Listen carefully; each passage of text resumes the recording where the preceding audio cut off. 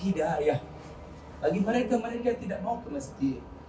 Umur ibadah kedua orang tua kami. Pada hari yang berbahagia ini kita sama-sama dapat hadir di tempat ini. Banda Aceh kembali hadir untuk menyemarakkan ekonomi rakyat kita, ekonomi Banda Aceh. Itu salah satu store, yaitu Maktab Store. Ini merupakan dambaan sebenarnya dari masyarakat Banda Aceh. Dengan mengucapkan sekali lagi Bismillahirrahmanirrahim, Maktab Store di Plaza Aceh resmi kami buka.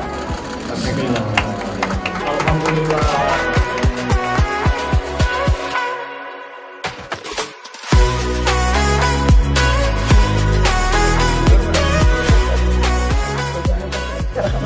Ya, alhamdulillah seperti kita lihat hari ini baru saja kita buka Maktab Store di Plaza Aceh ini.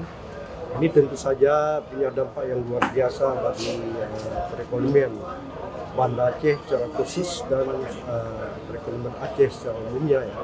Kita berharap bahwa kehadiran Maktab Store ini dapat memicu pertumbuhan perekonomian di Kota Banda Aceh.